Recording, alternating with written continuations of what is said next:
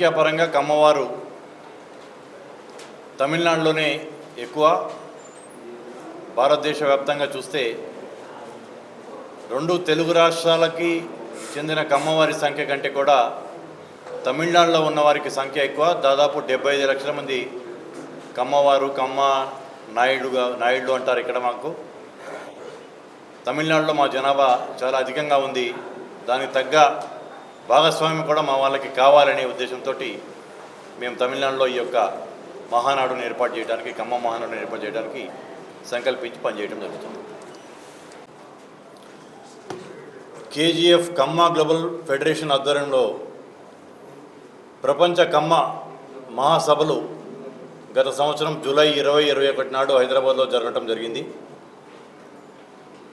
అది చాలా అద్భుతంగా విజయవంతమైనవి.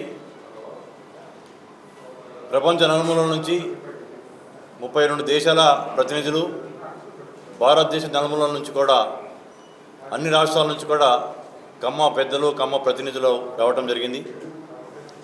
దానికి తెలంగాణ రాష్ట్ర ముఖ్యమంత్రి రేవంత్ రెడ్డి గారు కూడా ముఖ్య అతిథిగా వచ్చేసి కమ్మవారి యొక్క గొప్పతనం, కమ్మ అంటే అమ్మ లాంటిది అనేది చెప్పటం, కమ్మగా కులం యొక్క ఔన్నత్యాన్ని చాటి చెప్పడం మనందరం చూసాం.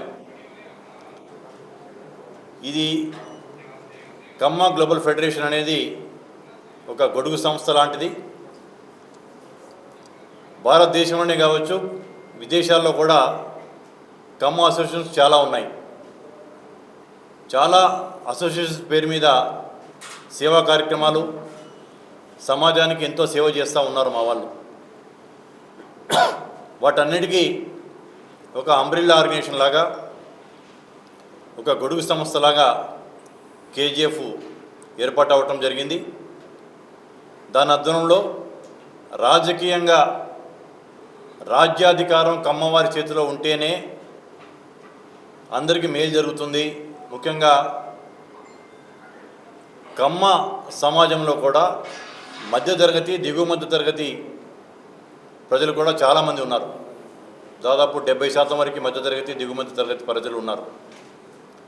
వారిని పైకి తీసుకురావచ్చి వారికి చేదోడు వాదోడుగా ఉండి వాళ్ళకి చేయూతను ఇవ్వడానికి ఈ యొక్క కేజీఎఫ్ తోడ్పడుతుంది. దానిలో భాగంగా ఈ సంవత్సరం డిసెంబర్ చివరిలో కావచ్చు, జనవరి మొదటి వారంలో తమిళనాడులో 10 లక్షల మందితో 1 మిలియన్ కమ్మ మహానాడు ఏర్పాటు చేయడానికి సంకల్పించి, దానిలో భాగంగానే ఈరోజు చెన్నైలో పత్రికా విలేకరుల సమావేశం, రేపొద్దున నార్త్ తమిళనాడు జిల్లాల నుంచి మా యొక్క సంఘాల ప్రతినిధులందరినీ పిలిచి, దాదాపు 300 నుంచి 400 మంది ఇంపార్టెంట్ ప్రతినిధులను పిలిచి సమావేశం ఏర్పాటు చేసి